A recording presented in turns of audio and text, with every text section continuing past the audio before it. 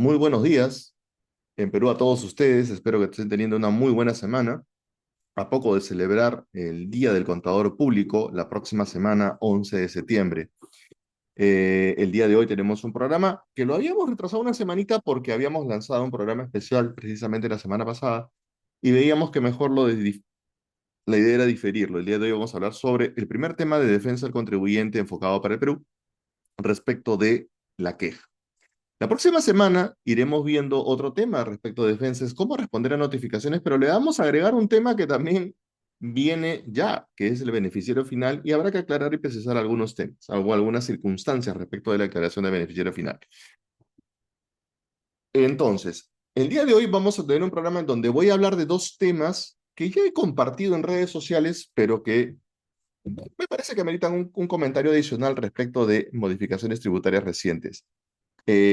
Antes que nada, mi agradecimiento, como siempre, mientras vamos compartiendo las diapositivas, al estudio McDowell Isla de Asociados, que es nuestra casa, evidentemente, a Gestoría McDowell, ahora desde España, y estamos transmitiendo precisamente de España. A esta hora estamos acá a las 6 de la tarde con 5 minutos aproximadamente.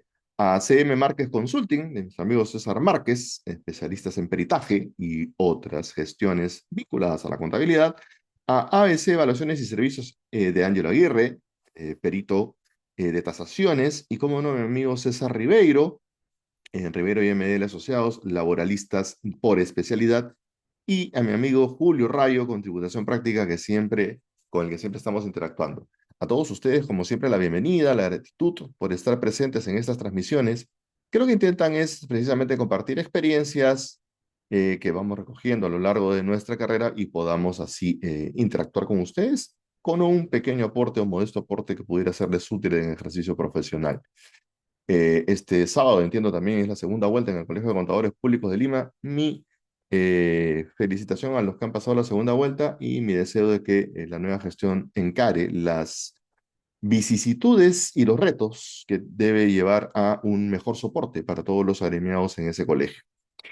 Mi saludo en especial, como siempre, y perdonen que me tome la libertad de hacerlo, a mi maestro Marcial Coronel Díaz, que siempre nos acompaña leal y fielmente en estas transmisiones de este su modesto alumno. Aún lo sigo siendo, maestro Marcial. Muy bien, entonces, como les decía, el día de hoy abordaremos un tema interesante. Dentro de todo, hay que tomar en cuenta que las herramientas de defensa de un contribuyente son diversas, ¿de acuerdo? Vamos a hablar de algunas de ellas en esta secuencia, me parece que de 3 programas, en donde vamos precisamente a tratar algunos tips respecto de los principales instrumentos de defensa, eh, sin descuidar el hecho de que el primer punto de defensa en un contribuyente, recuerden que siempre va a ser el sustento debido, ¿ah? Pero igual vamos a tratar algunos temas adicionales. Primero, la agenda del día, novedades y comentarios. Yo les he dicho, voy a tratar de un par de temas que me parecen interesantes e importantes que han salido. Iremos emitiendo boletines también de otras novedades. Eh, Vamos a hablar en materia del día de hoy, en queja, tipos y otros que por ahí están. Hay que aclarar algunos temitas. Algún modelo de queja que les he traído por ahí. He traído dos modelos de queja, están redactados en las diapositivas. Recuerden, el PPT se los voy a compartir más tarde o mañana en PDF para que lo tengan, y ahí encontrarán que les estoy aportando eh, un modelo de queja, una redacción básica para que ustedes la tengan, y seguramente abriremos algunas consultas. A ver, primer comentario, primera novedad. En estos días se ha promulgado la ley del arrendamiento justo, la ley 32.430, respecto de las rentas de primera categoría, ¿de acuerdo? Y ha cambiado el criterio. Antes, las rentas de primera categoría, a ver, se aplicaba o se guiaban por el criterio de lo devengado. Ahora va a ser por lo percibido. Y como decía yo en el boletín que sacamos en Cristiano, quiere decir que desde el 1 de enero del 2026, recuerden, las modificaciones respecto al impuesto a la renta empiezan a tener vigencia a partir del 1 de enero del ejercicio siguiente. ¿De acuerdo? Por la periodicidad del impuesto. Vas a pagar el impuesto a la renta por rentas de primera categoría. Recuerden, el enfoque es a la persona natural solo cuando cobres ese alquiler o esa renta. Definitivamente hay un beneficio indirecto en el sentido de que hasta el 31 de diciembre de este año, ojo, aún se mantiene vigente hasta el 31 de diciembre de este año el criterio de lo devengado. Es decir, A mí no me importa si cobras el alquiler o no. Cada vez que devengue, cada vez que se cumpla un mes de alquiler, o mejor dicho, por adelantado, tú, contribuyente, tienes que ir con, o mejor dicho, si quieres virtual o si quieres vas, pagas tu impuesto a la renta de primera categoría, con tu 1683, pagas tu 5% y ese es tu recibo por arrendamiento y con eso vas y reclamas tu inquilino tu alquiler. Eso es lo que está sucediendo y sucederá aún hasta el 2026, 25, ¿de acuerdo? Hasta este año inclusive. Con esta ley, que lo que ha hecho es modificar el literal B del artículo 57 de la ley del impuesto a la renta, ahora las rentas a partir del 1 de enero del 2026 se van a imputar en el ejercicio grabable en que se perciban cuando cobres. De manera tal que, supongamos un alquiler de 2.500 soles, de acuerdo al impuesto sería 125, con el devengado, hasta diciembre de este año, debías 125 cada mes. No importaba si el inquilino te pagaba o no, tú le debías a Sunat 125 soles. Si te pagó 2 meses después, 3 meses, a mí no me importa. Sunat venía y te cobraba. Bueno, tú ibas y pagabas, mejor dicho, pero si no pagabas y Sunat se enteraba de todo este cruce de información que hay arrendamiento, lo que tienes es, papi, tu impuesto, paga. No, pero es que no me ha pagado. No me importa si no ha pagado, lo siento. Acá dice la ley que tú me debes porque es retiro de vengado. Ahora, a partir del próximo año, ¿qué va a suceder con lo percibido? Pagas cuando cobres.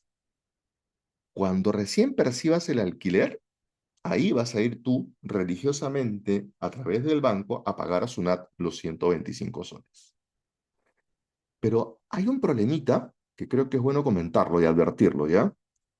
Esto está bien entre personas naturales. Si mi inquilino, si yo arrendador, en principio soy una persona natural o persona física para el ámbito internacional, le alquilo a otra persona natural o física, esto funciona, no hay problema. Estamos hablando entre personas y vamos a respetar lo que dice ahora la ley. Pero ¿cuál es el problema? A ver, ¿qué pasa cuando el arrendador, quien alquila, es una persona natural y el inquilino es una empresa? A ver, este año el arrendador de persona natural, supongamos, no paga el impuesto. Como no paga, no me da el recibo para arrendamiento. Entonces la empresa, supongamos el estudio McDowell dice, bueno, no puedo reconocer el gasto porque no hay comprobante de pago. Oh, pero hay contrato. Sí, pero la fehaciencia también incluye el comprobante de pago.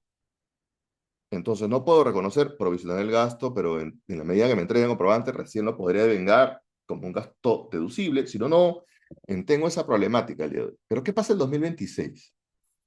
La empresa no va a pagar el alquiler hasta que no le den el comprobante. Porque por una cuestión de buenas prácticas, de compliance, inclusive, ¿no es cierto? Y de diligencia debida, lo que debe hacer toda empresa es verificar que el contribuyente esté activo, que esté habido, ¿se acuerdan? Y que además el comprobante sea válido, etcétera, etcétera. Yo lo recibo, luego pasa a provisión contable y luego pasa a programación de pago. Esa es la cadena regular en una empresa. Entonces la empresa lo que va a decir, dame tu comprobante porque si no, no te puedo pagar. Claro, el arrendador de persona natural va a voltear y dice, pero yo no te quiero dar el comprobante porque la ley dice que yo te voy a dar el comprobante cuando tú me pagues. A ver cómo salimos del tema. Ese es el único temita hasta ahora que he podido, en todo caso, que estoy comentando con varias personas, ¿sabes? He conversado con Julio Rayo, lo he comentado con otros, y sí, pues me dice, ahí va a haber el tema del choque de normativo frente a la buena práctica, ¿de acuerdo? Entonces, como bien dice la norma, habrá que dejar el espacio para las adendas que sean necesarias, en cuyo caso, ahí mi sugerencia es que si son ustedes se prestan y están alquilando a una persona natural, conversen con el arrendador. Oye, mira, yo sé que la ley dice esto, pero mis prácticas me obligan a hacer este circuito de validación y documentación. En todo caso, mantengamos la buena práctica para que no haya ningún inconveniente. Lógico, es lo más natural. Ya veremos, esperemos que todos entiendan. Y por eso les decía, entre personas naturales la ley funciona perfecto, pero cuando se trata de una empresa a la que alquila, puede haber alguna complicación respecto a la debida diligencia, ¿no? Así que bueno, eso es lo que vamos a tener que tratar. Y peor aún si es el Estado, ¿no? Por ahí me preguntan, ¿y el Estado? Sí, pues peor aún, porque el Estado todavía entra por un proceso adicional y más largo, hasta de asignación presupuestal, etcétera, etcétera. Entonces, con mayor razón, voy a tener que tener el comprobante de pago. Y por ello, habrá que tener un poquito de cuidado a partir del próximo año. Hay tiempo, estamos en septiembre, la ley empieza a tener vigencia el 1 de enero del próximo año, creo que hay un tiempo interesante como para poder acercarnos a nuestros arrendadores, en caso de ser empresa, conversar con ellos, denotar la problemática y, en todo caso, como dije, las adendas que fueren necesarias. Estamos a tiempo. No es que tampoco sea una norma que mañana entre en vigencia, así que creo que hay el tiempo suficiente para que podamos ordenar un poquito la casa en virtud de los buenos procesos. La otra buena noticia es el proyecto de ley del régimen agrario, en donde recuerdan que el 2020 se cambió el régimen y que hubo protestas, etcétera, etcétera. Creo que hasta lamentables pérdidas subieron. Bueno, este año el Congreso, que ya lo aprobó, y la autógrafa ya fue camino al Ejecutivo, aparentemente sería observada, espere, no lo sé. Ahí sí tengo un albur porque ya hay una crítica por parte del MES respecto de lo que son los costos que va a significar la aplicación de este beneficio o de estos beneficios de la modificación de la norma agraria, porque se está estableciendo una tasa del impuesto a la renta reducida al 15% hasta el 2035 para empresas con ventas superiores a 8,4 millones de soles, en el IET, una depreciación acelerada del 20%, además de reintegro del IGB y créditos por reinversión con incentivos adicionales, y una inafectación respecto del impuesto a la renta para pequeños productores que no pasen de 30 UITs. Además, habrá tasa especial de 1,5, similar al RED, esa ha sido la base, a quienes tengan ingresos entre 30 y 150 UITs. A ver, hay una buena intención desde mi punto de vista y un poco de retrotraer lo que se hizo o lo que se deshizo. Sí, pero yo siempre voy a ser, aunque suene mal, aunque suene políticamente incorrecto, voy a ser un crítico acérrimo de los excesivos beneficios tributarios, porque en la medida que más beneficios mantenga, ¿impacta en la caja fiscal? Sí, va a impactar de todas maneras. No es la fórmula correcta para poder hacer administración adecuada desde el Estado para poder tratar de ser más equitativo el sistema, porque significa que hay siempre un sector o una determinada región con un beneficio específico y los demás, ¿por qué no? Entonces rompes de alguna manera, el principio de equidad. Entonces, yo creo que el camino no va por ahí. Insistiré y seguiré diciendo que desde la última gran reforma que ha habido en 92, no hemos vuelto a repensar en el sistema tributario y no hemos todavía terminado de entender que lo que tenemos que hacer es ordenar la casa y acabar con la informalidad para que los índices recaudatorios crezcan producto de la sinergia de formalización y no esté yo haciendo estos ajustes básicamente de beneficios. Pero en este caso hay que ser también justos en el sentido de que esto ya se venía aplicando, de un momento a otro desapareció y ahora lo que estamos haciendo es intentar incentivar el sector agroexportador y agrícola en general.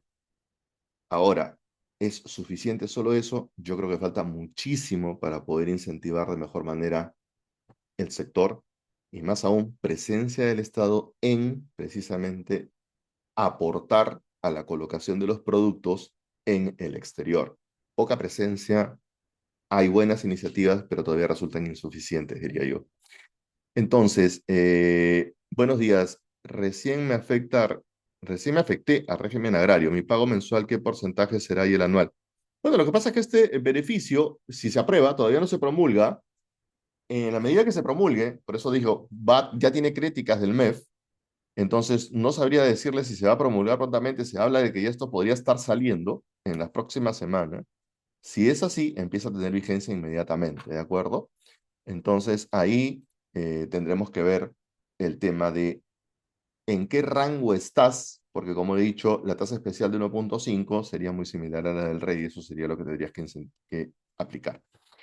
Ok, y lo otro es la casación 2233-5 del 2024 sobre provisiones por cobranza dudosa. En este caso, lo que hizo la SUNAT, y ojo, les nombro, está la casación, si la desean, me avisan por interno, yo la tengo, si no, ese es el número, la pueden encontrar directamente. Pero en este caso, lo que analizó la Suprema es que SUNAT tomó una muestra de deudas provisionadas. A ver, recuerden una cosa y lo hemos dicho, lo vamos a ver en un programa, me parece que es entre octubre y noviembre, respecto de lo que es el aprovechamiento de provisiones para gasto deducible. Pero recuerden que la provisión de cobranza dudosa tributariamente hablando tiene un proceso, tiene que cumplir ciertos requisitos, la provisión en un ejercicio, y eso quiere decir que ya la llevo al gasto, ¿de acuerdo? Es una provisión al gasto contra una cuenta de evaluación. Si no me equivoco y mi maestro Marcial no me corrige, yo lo que tengo que hacer es debitar la cuenta 68 con abono a la 19, que es la cuenta de evaluación, y reclasificar normalmente las cuentas que están en la 121, los que somos contadores me entenderán, y hacer un asiento de reclasificación 129 a la 121 para la identificación en el libro de Meteras y Balances. ¿De acuerdo? Ahora, ya lo tengo en el gasto. Perfecto. ¿Qué hizo la administración tributaria? Entonces tomó una muestra, no todo, una muestra, y extendió sus conclusiones a toda la provisión. O sea, muestreó, estas cumplían o no cumplían, ah, no, no cumplen, todo para allá. Y a todos, lo siento, reparo para todo el mundo. Entonces la Suprema dijo, perdón un ratito, esa es una práctica inválida. ¿Por qué? Porque vulnera el principio de verdad material y debido procedimiento. Tú no puedes hacer una muestra. Tú lo que tienes que hacer es una identificación caso por caso. Y es correcto, la administración tributaria para poder emitir un fallo, no un fallo, perdón, para emitir una posición de reparo respecto de su fiscalización, no es como un auditor financiero que va a hacer una muestra y sobre la muestra toma un criterio del global. ¿De acuerdo? Lo que somos los auditores financieros es muestra. Claro, habrá que analizar materialidades, si la muestra es suficiente, sí. Pero en una fiscalización tú no puedes basarte en una muestra. Tú tienes que hacer el análisis caso por caso, detalle a detalle. ¿De acuerdo? Para poder la administración tributaria emitir un pronunciamiento respecto de cada caso en particular. Esto está bien, esto no, este sí, este no, eso es lo que tuvo que haber hecho. Entonces, la administración tributaria no puede generalizar con muestreos una posición respecto de una deducibilidad de gasto. De acuerdo con esto, la casación refuerza el control de legalidad que debe tenerse respecto de la actuación de la administración tributaria frente a sus acciones de fiscalización y a las opiniones que pueda dar respecto de deducibilidad de gasto. Muy importante, ojo, porque yo sé que la casación en este caso me dirá, ah, no, pero eso se refiere a cobranza dudosa. Sí, pero no solamente aplica para cobranza dudosa, porque recuerden, el criterio que está aplicando la Suprema es, oye, en general, tu administración no puedes hacer eso, no puedes hacer muestreo. Entonces, ahora, recuerden que las casaciones no actúan como jurisprudencia automática, ¿no es cierto? La tengo que invocar si yo he sufrido algo similar, ¿de acuerdo? Pero es una buena herramienta de defensa, dicho sea de paso. Así que tómenla en cuenta porque está interesante. Si quieren ampliarla, insisto, yo la tengo, y si no, la pueden ubicar. Pierdan cuidado. A ver, vayamos al tema, porque esos eran mis temitas de introducción y en todo caso de novedades o noticias que pudieran estar siendo importantes. Igual mantendremos informados a todos, tanto en el grupo, en el canal y en las redes sociales respecto de otros alcances o boletines sobre materias importantes. Cuando hablamos de queja, hay que distinguir a qué te refieres, porque hay varios tipos, ¿eh? Una es, recuerden, ante el defensor del contribuyente, ¿se acuerdan? Ante el de la defensoría de la propia administración tributaria, yo tengo un procedimiento de queja, reclamo, sugerencia, que eso está en realidad para toda la administración pública y tiene de base legal todas las normas que ustedes están viendo ahí. Pierdan cuidado, les voy a compartir el PDF. Y por otro lado, tenemos la queja ante el Tribunal Fiscal respecto de actuaciones de SUNAT y la queja ante el MEF respecto de las actuaciones del Tribunal Fiscal. Y cómo no, también puedo quejar a la Administración Tributaria directamente. ¿Ah? Hola Cristian, ¿cómo estás? Mándame un correo directo, no un correo. Puedes mandarme un correo por los canales, tiene mis correos publicados por todas las redes sociales. Si no, mándame un WhatsApp, un mensaje directo, Cristian, y con mucho gusto la comparto. O hagamos una cosa. Entendería que todos quieren la casación porque es de interés. La voy a compartir junto con el PDF del PPT de la charla de hoy. Voy a compartirles, en todo caso, la casación también para que no se preocupen. Yo la tengo y yo se las voy a compartir. ¿De acuerdo? Entonces, tranquilos, que entre hoy y mañana les comparto ambos materiales. Y es importante que la lean. Yo estoy dándoles en 4 líneas, en 2 diapositivas, el resumen de la casación para que vean la importancia, pero es mejor que la lean en extenso para que así puedan ustedes tener como dicen los abogados, mayor abundamiento en lo que se ha tratado. A ver, entonces, les decía, tenemos el procedimiento de queja, sugerencia, etcétera, que eso está para toda la administración pública. Cualquier entidad de la administración pública tiene que tener un procedimiento habilitado de acuerdo a la norma del decreto supremo respecto de precisamente estos procedimientos. Y por otro lado, en el Código Tributario, artículos 101 y 155, tenemos los procedimientos de queja formal, no, miento, todas son formales, queja procedimental, y en todo caso sobre materias que pudieran ser no acordes a la actuación o sea del SUNAT o sea del Tribunal Fiscal. Entonces, hay que hablar de ámbitos que son un poquito más extensos y que no solamente estamos hablando de lo otro, porque a veces se confunde. Ah, queja, pero el defensor no hace nada. No, espérate un ratito. Eso es una queja que va por un lado y la otra que va por otro lado.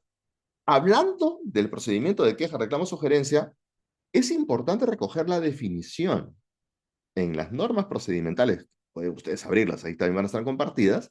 Van a encontrar que una queja es cuando yo no estoy satisfecho, estoy disconforme con alguna actuación, omisión o servicio, en este caso que es una medida. Muestro insatisfacción o disconformidad. Y ahí tendré en todo caso que evaluar toda la base legal para poder establecer una queja. Recuerden que no tiene carácter de recurso administrativo, no limita la facultad de la administración y por lo tanto simplemente es yo me quejo, pero todo SUNAT sigue actuando. ¿De acuerdo? En cambio, la sugerencia ya es una iniciativa que parte del administrado para, se entiende, mejorar algún tipo de servicio, algún tipo de lograr alguna simplificación administrativa o cualquier circunstancia mm, mm, que resulte adecuado optimizar en favor del administrado. ¿De acuerdo? De esta manera contribuimos, en este caso SUNAT en particular, lo toco a SUNAT en particular porque, bueno, es nuestro interés respecto del contexto del programa, pero ya saben que aplica para toda la administración pública. Eso es lo que hay que diferenciar. La queja es no estoy de acuerdo y estoy insatisfecho. Y la otra es, mira, yo creo que por aquí la cosa puede ir mejor. Son dos cosas distintas, eso hay que distinguirlo. ¿Qué etapa se tiene? En el procedimiento normalmente de queja, existe un registro de la queja o sugerencia, que lo pueden hacer virtualmente inclusive, la atención de la queja y la respuesta a partir de la gerencia de defensoría. Puede hacerse la queja en formato digital, ya les digo, o físicamente o presencialmente. La resolución de tu queja está a cargo de la gerencia de defensoría, quien tiene a su cargo precisamente la atención de estos procedimientos, tanto de queja como de sugerencia, y el plazo regulado por norma debería ser no más de 30 días hábiles desde el día siguiente de la presentación o del registro de esta queja o sugerencia. ¿De acuerdo? Así que tomemos en cuenta el procedimiento, esto va por este lado y se puede utilizar indistintamente sin que tenga que estar vinculado a ningún proceso necesariamente de la intervención de la administración hacia mí. Este procedimiento no tiene absolutamente nada que ver si yo estoy siendo fiscalizado, si es una ejecución coactiva, no. Puede ser en cualquier circunstancia, sea materia contenciosa o no, ¿de acuerdo?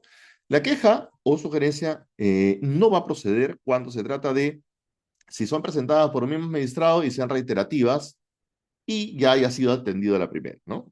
Obvio, ¿no? Si ya te atendí, ya te hice caso, ya te respondí y no te voy a seguir atendiendo. Cuando se evidencie que el contenido de la queja resulta ofensivo a la institución y a sus servidores, o sea, no vayan a insultar en la queja.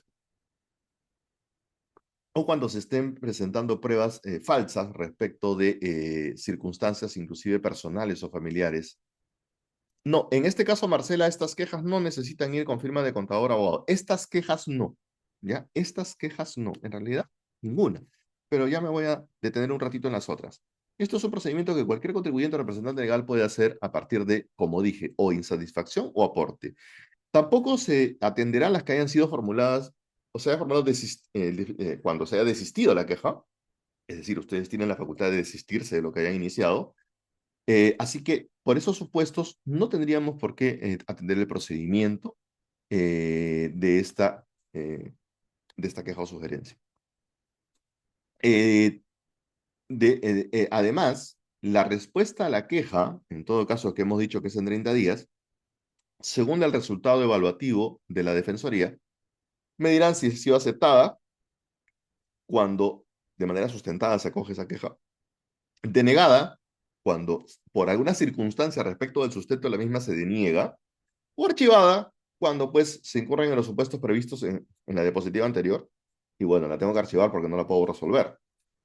Puede ser que también haya una respuesta a la sugerencia y el resultado de la evaluación puede sugerir dos cosas, ¿no? Derivada, cuando la sugerencia, acá me refiero a la sugerencia, no a la queja, ¿eh? Cuando la sugerencia es remitida al área responsable para que pueda en todo caso evaluarla y, de ser el caso, implementarla, o archivada cuando es imposible que sea viabilizada, ¿de acuerdo? Recuerden una cosa, el efecto de este procedimiento de queja o sugerencia, recuerden, estoy hablando del procedimiento de queja o sugerencia abierto para toda la administración pública, en este caso hablamos de SUNAT, pero no es el procedimiento de queja amparado por el Código Tributario, ya voy a hablar de ese después. Pero en este caso recuerden que no tiene ningún caso, en ningún caso hay naturaleza de recurso administrativo, no la tiene. No interrumpe ni suspende plazos que estén establecidos en la legislación para ninguna tramitación o resolución respecto de procedimientos administrativos. Entiéndase que no suspende ni fiscalizaciones, ni ejecuciones coactivas, ni nada que se le parezca. Tampoco plazos de resolución que fueran por algún tipo de solicitud en la vía no contenciosa, ¿de acuerdo? Entonces, eso es un tema. Como les dije, estamos hablando de esa queja y o de la norma que administra quejas y sugerencias. Por otro lado, tienen la queja ante el Tribunal Fiscal por actuaciones de SUNAT o ante el MEF por actuaciones del Tribunal Fiscal. Y estas están separadas, como dije, en el artículo 101 y 155 del Código Tributario. Acá sí hablamos del recurso de queja. Lo otro es queja y sugerencia. Esto es recurso de queja, que es otra cosa. Esto se presenta cuando existan actuaciones que afectan directamente al administrado o al contribuyente, de acuerdo a lo que está establecido en el código y las otras normas, dicho sea de paso, y si están atentando contra derechos del contribuyente con mayor razón. En cualquiera de los casos, el plazo para resolver son 20 días. Es decir, el tribunal resuelve en 20 días hábiles respecto de quejas contra SUNAT y el MEF contra el tribunal. Es el mismo plazo, ¿de acuerdo? Y esto sí es un recurso. Y acá viene la pregunta, ¿es necesario que lo firme el abogado? Yo siempre voy a sugerir que si estoy presentando recursos, como suele suceder en las garantías constitucionales, yo entendería que esta es una mini garantía normativa, no siendo constitucional obviamente, pero están atentando contra mis derechos o están abusando de estos, entonces yo tendría de preferencia cursarla con abogado, ¿no es verdad? Porque está en el ámbito de la apelación, en el ámbito de ese símil, así que sería importante. Ahora, respecto de la ley de procedimiento de ejecución coactiva, recuerden, en el artículo 38 se señala que los obligados pueden interponer queja ante el Tribunal Fiscal contra las actuaciones de los ejecutores auxiliares coactivos.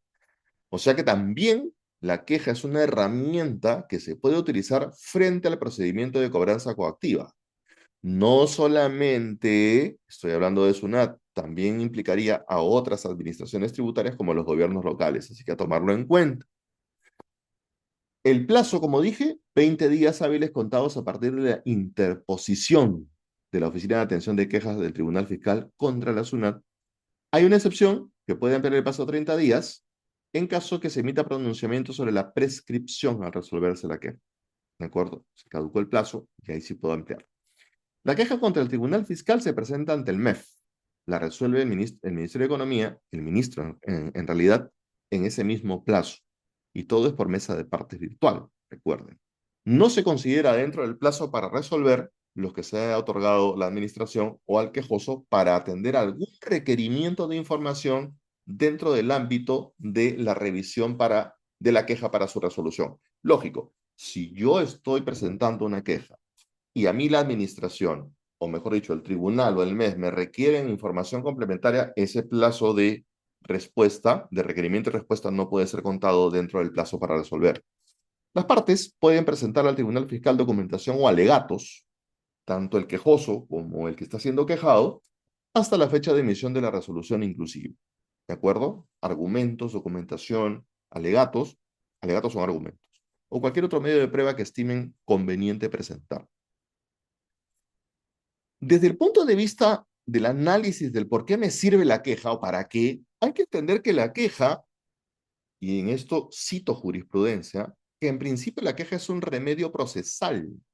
¿Por qué? Porque permite corregir actuaciones, reencauzar procedimientos y, en todo caso, tomando en cuenta que no resulta procedente cuando existan otras vías idóneas. En principio, la queja se utiliza en tanto, claro, la materia no sea viable por otros conductos regulares. Acá cito la resolución del Tribunal Fiscal del 2005, ahí sí me pasó un 5 adicional, que dice que de los supuestos que habilitan la interposición de la queja, como son la existencia de actuaciones o procedimientos de la administración tributaria que afecten a los deudores tributarios o que infrinjan lo establecido en el código, se aprecia que la naturaleza de la queja regulada en el código es la de un remedio procesal que ante la afectación o posible vulneración de los derechos o intereses del deudor tributario por actuaciones indebidas de la administración o por la sola contravención de las normas que inciden en la relación jurídico-tributaria, permite corregir actuaciones, encauzar procedimientos, etcétera, etcétera. El mismo Tribunal Fiscal lo ha indicado. Esto no es observancia, pero sí es una posición referente del Tribunal. Ahora, ¿hay posiciones de observancia obligatoria frente a lo que es las actuaciones de queja? Sí. Acá les cito algunas. En principio, resolución del Tribunal Fiscal del 2003. El Tribunal Fiscal no es competente para pronunciarse en la vía de la queja respecto del cuestionamiento del requerimiento del pago previo o de la carta fianza que se refiere a los artículos. ¿Por qué? Porque eso es contencioso, eso va por reclamación. Para ahí no puedes utilizar una queja. Tú puedes quejarte en el sentido de que me han aplicado un requerimiento de pago previo indebidamente, abusando de la administración de sus procedimientos. Pero tú no puedes quejar la naturaleza de la aplicación frente a las normas. Eso va por reclamación en todo caso. Así que no procede cuestionar en la vía de queja los requerimientos emitidos por la administración. No es el acto, no es la vía, perdón, mejor dicho. En caso de otros procedimientos, esta resolución del 2004 procede a discutir en la vía de la queja la calificación efectuada por la Administración Tributaria respecto de los escritos presentados por los administrados. Procede a discutir en la vía de la queja la calificación efectuada, ¿de acuerdo? ¿Qué es la calificación efectuada? La admisibilidad del recurso. Por queja, sí me puedo ir a decirle al tribunal, oye, acá se han excedido porque me están declarando inadmisible por A o inadmisible por B. ¿De acuerdo? Esa es la calificación de los escritos presentados por la administración. Y en todo caso, en cualquier otro escrito que pudiera presentarse una calificación indebida, si yo la entiendo así. ¿De acuerdo? Ahora, modelo de queja. En este caso, se presentó una queja por una cuestión de exceso de parte de la administración respecto a diversas imputaciones en resoluciones de determinación. Pero yo lo estoy cogiendo por una cuestión en donde veo fallas constantes, ¿ya? Y voy a insistir en un tema. Apelo a una cuestión previa. Creo que todos los profesionales, más aún si somos contadores o inclusive abogados, y nosotros como los abogados estamos perfectamente preparados para poder desarrollar un escrito, independientemente que sea revisado por alguien más. Pero en este caso recuerden una cosa, hay partes en un escrito, más aún si es un recurso, que no se pueden omitir. Lo primero que siempre tiene que ir es una sumilla. ¿Qué cosa estás interponiendo? ¿De qué se trata tu escrito? Y recuerden que ya en otros programas lo he dicho, la sumilla es importante porque orienta a quien recibe el documento a derivarlo adecuadamente. Interpongo recurso de queja. Perfecto. Ya sé que es una queja. ¿No es cierto? En este caso lo interpongo al presidente del Tribunal Fiscal porque estoy quejando al asunto. Lo segundo, recuerden, el primer párrafo que debe ir en tu escrito, sea el que fuere, es el párrafo identificativo. ¿Quién eres? ¿Cuál es tu RUC? ¿Dónde domicilias? Persona jurídica, ¿quién te representa? ¿Cuál es su DNI? ¿Y en qué partida electrónica están inscritos sus poderes? Es lo más básico que creo todo contribuyente debería tomar en cuenta para cualquier recurso, para cualquier escrito, sea recurso de queja, sea la otra queja simple, sea una reclamación, una apelación, una solicitud de devolución, una solicitud, la que quieran. El primer párrafo debe ser el párrafo identificativo y no me voy a cansar de repetirlo. Y creo que las nuevas promociones de colegas, y aquí sí me dirijo en especial a mis colegas, les está faltando un poquito de criterio de detalle, mil perdones, no quiero meter a todos en el saco, pero sí he podido darme cuenta que está faltando bastante cuidado en seguir una secuencia lógica en los escritos. Lo siguiente es, fundamenta qué cosa estás presentando. que de conformidad con el artículo 155, patatín, patatán, aprobado por el tubo del decreto tal, que es el código o la ley, que esto de lo otro, interpongo recurso de queja en base a, contra tal, si esto es un recurso de queja contra quién, en base a esto, y por el expediente tal y tal. Ahí no estás fundamentando nada, solamente estás diciendo por qué o en base a qué interpones el recurso. Nada más. Luego, lo que tú deberías hacer es, ¿no es cierto? Acá tú estás detallando, pues, todo lo que hace. Esta coactiva está amarrada con esta CRD. Lo estoy poniendo para que sepan la secuencia, en todo caso, de lo que normalmente se puede invocar. Pero lo que debes tomar en cuenta después es fundamentos de hecho. Cuando hablamos de fundamentos de hecho es, ¿qué pasó? ¿Cuáles fueron la secuencia de los hechos? Con fecha tal fui notificado de tal cosa, tal otra. Con fecha tal se interpuso tal cosa, tal cosa. Con fecha tal se hizo tal cosa. Con fecha tal me notificaron. Eso es una secuencia. Son fundamentos de hecho.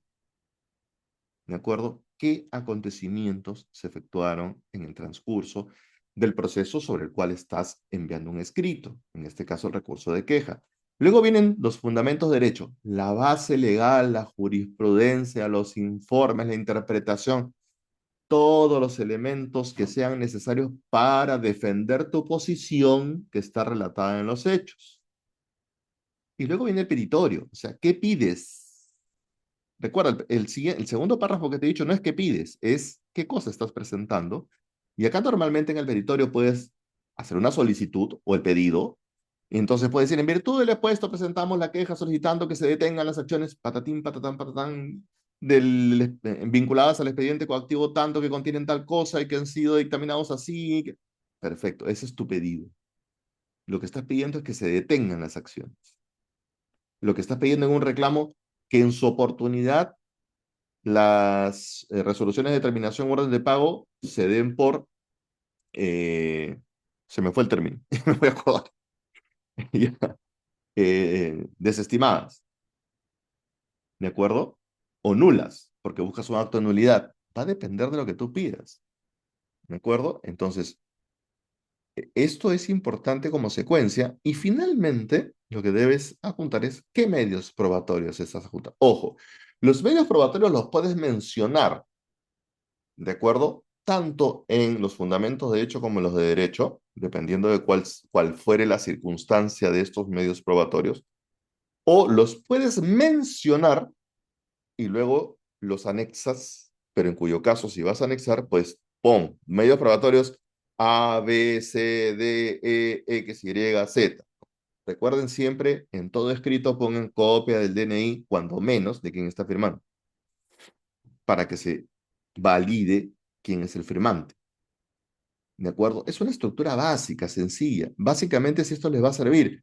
Ahora sí, este es un modelo de queja desarrollado que fue contra la actuación de la administración tributaria. Recuerdan que el año pasado estuvimos con este tema de, y aún lo seguimos, los perfiles de cumplimiento, ¿no? En este caso era una agencia de aduanas, y lo que estábamos invocando ante el MEF era expresar el impacto negativo que genera la calificación errónea del perfil de cumplimiento y había sido reiterativo.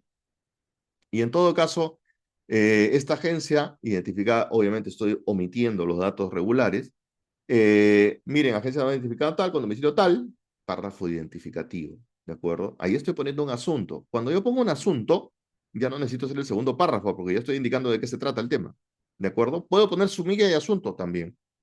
De hecho, aquí no lo tengo porque este es el borrador en Word, pero entonces fue con la sumilla, la fecha, etcétera, y el asunto. Y ojo, puedo agregarle otros detalles previos o en el encabezado, porque, por ejemplo, yo puedo poner acá, debajo de asunto, referencia, ¿no? Y pongo el documento que motiva la queja. Entonces, en mi escrito, ya no tengo que estar repitiendo el número de documento a cada rato, sino solamente puedo poner según el documento de la referencia, según el documento de la referencia, según el documento de la referencia, y la referencia dice el documento. O sea, esas son formas de también hacerse un poco más óptimo y breve el recurso. Luego vienen los fundamentos de hecho, ¿no? Ha sido evaluada en dos oportunidades, y en esa me calificaron B, cuando necesito una agencia de una certificada, necesito A, y la misma SUNAT no mal calificó. Las evaluaciones de las variables realizadas por SUNAT presentan errores, no se ha tomado en consideración lo siguiente, la compensación, la solicitud, ahí estoy detallándole los hechos. Y se toma como deuda tributaria para fines de calificación las resoluciones que ya habían sido compensadas.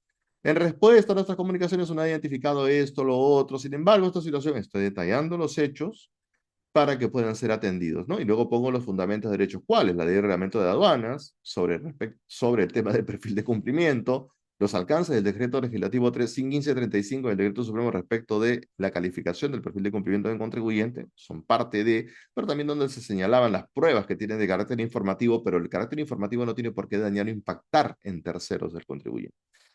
Y el derecho a la defensa y buena fe desde el punto de vista del artículo 2 del inciso 20 de la Constitución del Perú, porque claro, oye, tú me estás calificando, lo estás haciendo público.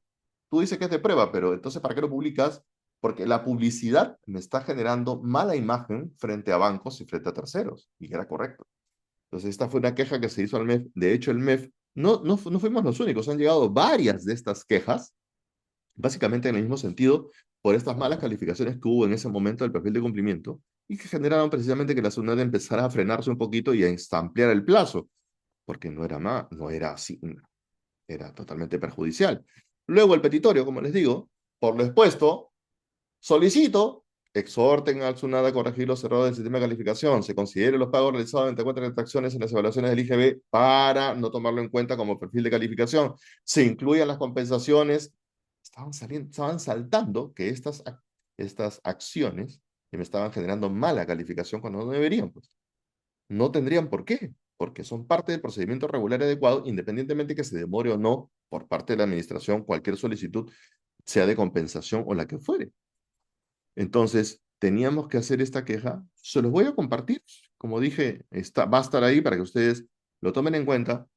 Ustedes tendrán otros casos por qué quejarse. Espero que no, porque la idea no es que lleguen a la queja, porque se supone que la administración debe atenderlos de manera correcta.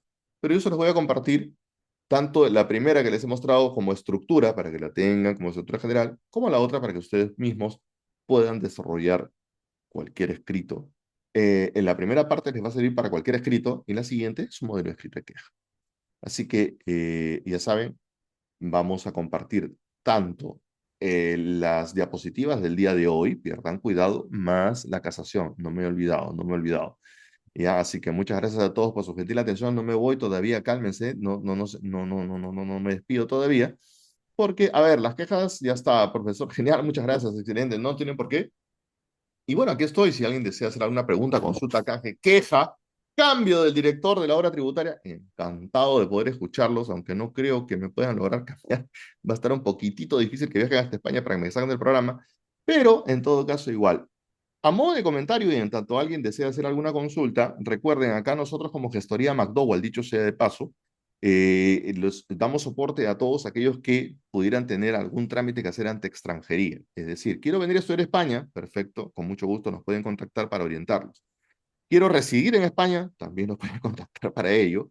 Quiero trabajar en España, con mucha mayor razón, porque muchos se vienen de frente y creen que presumen o están mal aconsejados y que pueden venir directamente y a trabajar, y no es así el camino. Pero si desean alguna orientación respecto de migrar a España, encantado de poder ayudarlos y poder orientarlos. También los podemos ayudar y orientar respecto de regímenes tributarios en España. Pierdan cuidado, tanto para el régimen de autónomos como para sociedades, si fuera el caso.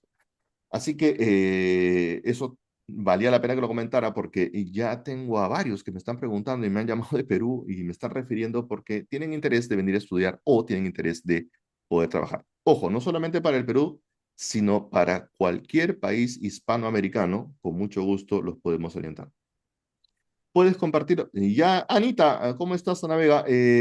Acabo de decir, vuelvo a reiterar, porque lo dije al principio, lo dije durante, pero lo vuelvo a decir ahora, en el transcurso de hoy o mañana comparto el PPT en PDF, normalmente lo hago así, y esta vez voy a agregar la casación que he tratado en la primera parte de este programa del día de hoy, para que no estén ustedes preocupados en buscarlo, yo se los voy a compartir.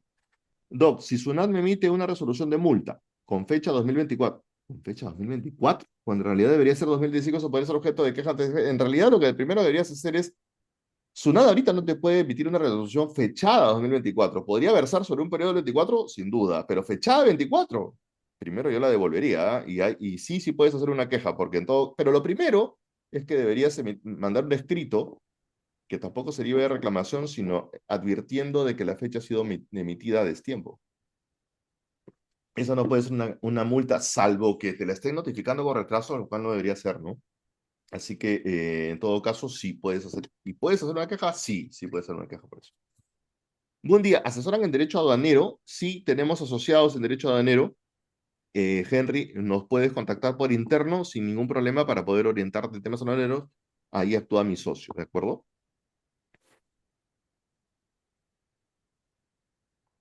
No tienes por qué, Henry, con gusto.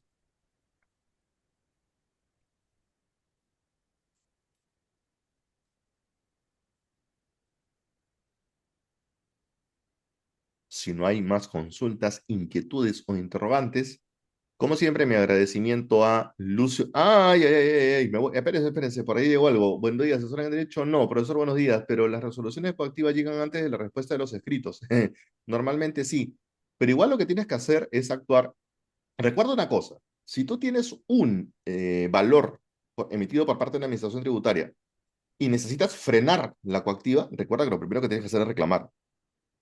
Solamente la protección jurídica frena una coactiva. Recuerden que las coactivas se suspenden por interposición del recurso de reclamación, porque haya salido la resolución de que otorga el fraccionamiento o por interposición de la apelación. Se hace protección jurídica. Eso frena la coactiva, sin lugar a dudas.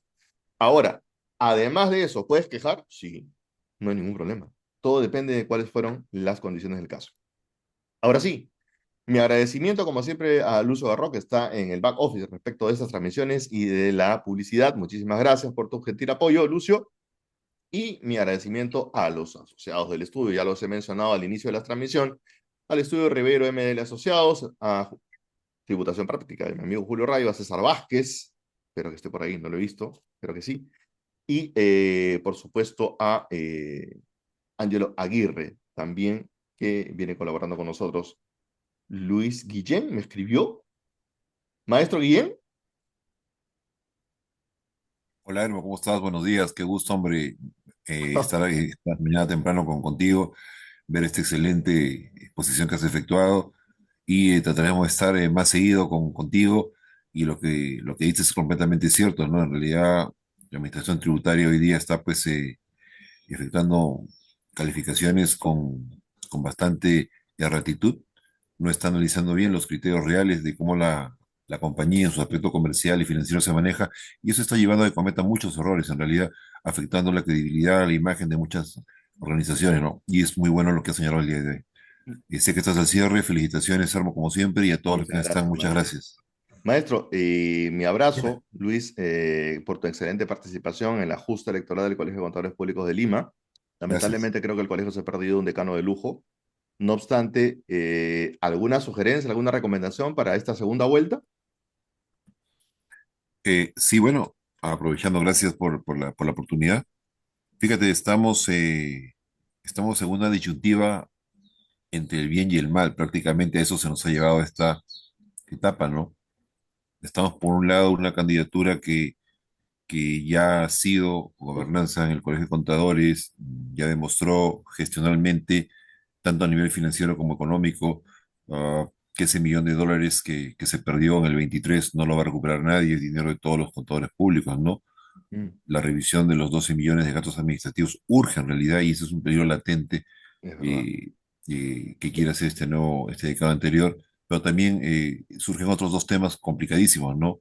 El tema del club de playa que quieren organizar, que es un club de playa que inicialmente en el 23 se quería ya gestionar desde la gestión anterior del decano, ex decano de la lista 2, con anuencia de participación de un señor en la oscuridad, Crucillat.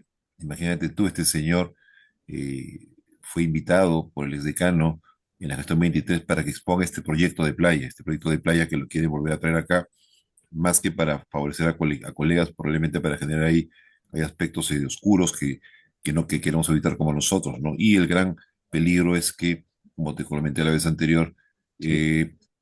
eh, varios miembros del consejo directivo actual y de la lista que está postulando han formado un Mm, partido político en la cual ya se han distribuido cargos para senadores, diputados, y quieren, en un peligro tremendo y bastante claro, utilizar el colegio como plataforma política. para poder relanzar candidaturas y de Siendo un repente gremio profesional. podría darse el caso de también utilizar fondos para ello. Entonces, ese es lo que tenemos hoy día y frente a eso está la lista del colega Mauro García, que al final, por un tema de gobernabilidad, Que todas las también ha sido demás parte de SUNAT, listas. dicho sea de paso.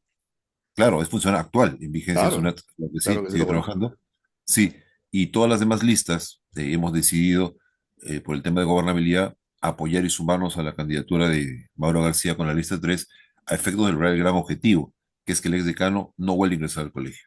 De manera tal que nos va a permitir generar Se está investigación, haciendo una sola fuerza. auditoría forense antifraude, exactamente, y empezar con una nueva posibilidad, un nuevo amanecer para el colegio, y como lo conversamos con el colega García, siempre fiscalizando, mirando de que todo lo que se ha conversado pueda llevarse a cabo. Pero el gran Muy objetivo bien. hoy día es que esta lista 2 no vuelva a ingresar al colegio por los antecedentes y por los riesgos elevados que pueden venir para el colegio de contadores públicos. Y te comento un detalle adicional.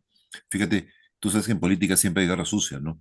Sí, claro, por supuesto. Y hemos podido identificar nosotros que todos los videos de guerra sucia que lanzaron sobre todos los candidatos y todos los Word difamatorios han salido del WhatsApp justamente vinculado al exdecano, ¿no? Un WhatsApp que lo titula como Capacitaciones Velázquez, pero que de ahí Ya, ha quedado evidenciado. Yo tengo las capturas de todo el material que ha salido de ahí. Posteriormente lo han ido borrando para que no quede evidencia, pero ya con las capturas que he establecido el origen de todo esto. Entonces, en ese interesante. ambiente, tratamos siempre de invocar a la colectividad de contadores, pero lo que necesito hoy día es una renovación total, una renovación completa, porque hoy día, visto la revisión completa ya desde un panorama ya no de candidato participante, tenemos claro que el colegio económicamente y quien va a encontrar un colegio quebrado económicamente, quebrado financieramente, quebrado operativamente, quebrado administrativamente, quebrado moralmente y sin un tipo de estamentos o base ética para poder con futuro mirar el desarrollo. En esa perspectiva es que el nuevo decano va a tener que trabajar revisando lo anterior y establecer cómo es que pues, se está manejando hoy día las finanzas y qué candados se pueden generar para que se evite en el futuro que las elecciones se direccionen, que los dineros se gasten tremendamente, ¿no? Fíjate tú, hay información clave que yo tengo, por ejemplo, que tú sabes que los miembros de un consejo directivo en el Colegio de Contadores ganan una Sí, dieta claro. establecida ya históricamente, pero sobre esa dieta se han generado bonificaciones extraordinarias por cumplimiento de metas, mira, como si fuera una empresa privada. Igualmente, se pretende que a final de este decanato se establezca una especie de liquidación económica por término de mandato. Imagínate tú, por término de Ah, mandato, una liquidación eh, ya. para cada uno de los miembros. Y O como el sea, Consejo aprueba, Una CTS forzada es eso. exactamente, y como el Consejo aprueba, nadie le dice absolutamente nada, ellos pueden aprobarse eso y cuando salgan no les va a pasar nada. Obviamente tendrán el repudio, Por Dios. tendrán el sinsabor y el sazón de los colegas, pero legalmente no les va a pasar nada porque lo están aprobando dentro de un consejo directivo. Entonces, Claro. este tipo de cosas es lo que tenemos que mirar. Claro, para esto el estatuto ha sido vulnerado permanentemente y se han hecho los cambios para poder facilitar este tipo de mejor. Pero como no hay mal que dure 100 años, ni cuerpo que lo resista, Esperemos que creo sí. que llegó el momento, y lo que nunca pasó en la historia, Hermo, para no quitarte más tiempo, es que nunca en la historia del Colegio de Contadores Públicos de Lima, todas las listas participantes se han unido en torno a un solo objetivo, Eso que es es que esta una, lista no vuelva a es ingresar verdad, al colegio. creo que Entonces, no, es la única vez que se está suscitando esto, sí, ¿verdad? exactamente, es totalmente histórico en el colegio, nunca ha Claro, habido ese tema, y yo creo que eso es importante que la colectividad lo vea. Todas las listas sumamos el 70% de la votación claro, claro, sí, de sí, ese los día. resultados. Y eso significa que el 70% está diciendo no al continuismo, no al continuismo. Qué Así bueno, es. qué bueno. Agradecido por la pantalla para poder No, ilustrar un no, por poquito más a favor, algunos Luis, cuando gustes. Tú sabes que esta colegas es contadores. una tribuna abierta Y para poder contribuir tanto en materias de especialidad como, por supuesto, a los colegas por orientación, obviamente, que merece ser atendido. claro que sí, hermano. Muy gentil. Gracias a todos. A ti, Muchas Luis, un gracias. abrazo. Un Éxitos el abrazo día a la sábado. distancia. Gracias. Y como decía, muchísimas gracias a ustedes. Hemos cerrado con una interesante intervención de mi maestro Luis Guillén, mi maestro de peritaje. Y es verdad, hay que devolverle a nuestro colegio, en general, a todos los gremios, su prestancia y el nivel que deben tener y que nunca debieron haber perdido. Esperemos que lo recuperemos en este proceso y a futuro también. Muchísimas gracias a todos ustedes nuevamente por haber participado. He recibido algunos saludos de Juan Carlos, de Neil. Gracias por esos saludos. Gracias, Marcialito. A ustedes, muchas gracias, a Henry también por estar participando en estos programas y por supuesto a mis maestros Marcial o Marcialito, como le digo de cariño a Luis, que sea un buen fin de semana para todos ustedes. Nos veremos la próxima semana, en donde, como les digo, seguiremos con esta entrega de 3 partes respecto a Defensoría. Hablaremos de notificaciones y también vamos a hablar sobre el beneficiario final, que ya viene la declaración, hay que estar atentos. Muchísimas gracias a todos ustedes. Un fuerte abrazo para cada uno, queridos colegas, y por supuesto a los demás que no lo son también. Que el día 11 de septiembre sea una gran celebración. Merecemos celebrarlo. Hay que darle siempre prestancia a nuestra profesión y parte de ello celebrar el Día del Contador este 11 de septiembre. Un fuerte abrazo para todos ustedes, que sea muy celebrado y ya nos veremos la próxima semana. Chao. Gracias por Gracias, su atención doctor. a la hora tributaria. Gracias, Rosario.